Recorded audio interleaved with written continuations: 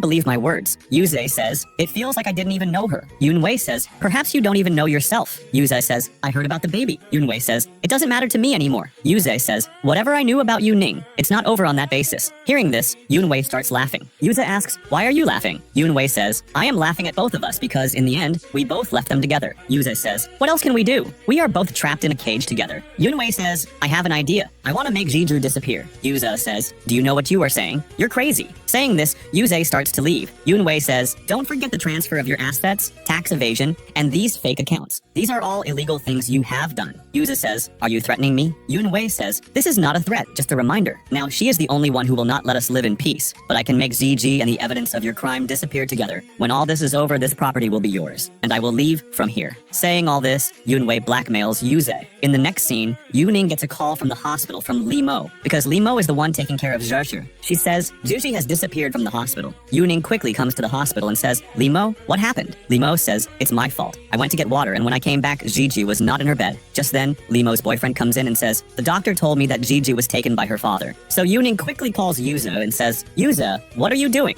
Yuze says, what's the matter? Gigi is my daughter too. I have arranged a meeting with a good doctor for Ziji. I will take Ziji to him, and if you trust me, you can come with me. Yuze is doing all this at Yunwei's behest. As soon as Yuze cuts the call, Yunwei says, I know that as soon as Yuning hears Gigi's name, she panics. Yuze says, if you had a baby, you would understand. Yunwei says, have you forgotten? I almost became a mother too. Yunwei takes Yuze and Zaju to a hotel where Chen is also present. When they enter the room, someone is secretly watching them. Yuze asks, what do we do now? Yunwei says, now bring Yuning here and leave the rest to Chen. Yuze says, I will tell her one more time. After that, the property will be mine. I can't see you people anymore. Yuning comes to meet Yuze and says, where is Gigi? Yuze says, you always think that I would think ill of my own daughter. Yuning is standing behind Yuze and then calls out to him. But just then, Chen comes from behind and knocks her unconscious. Yuze keeps looking at her and leaves from there. Then we see that Yuze brings Yunwei and Zhe to his house. Yuze takes Zhe upstairs, and there he is thinking about Zhe and Yuning. After that, Yuda comes downstairs and Yunwei is drinking. Yunwei says to Yuze,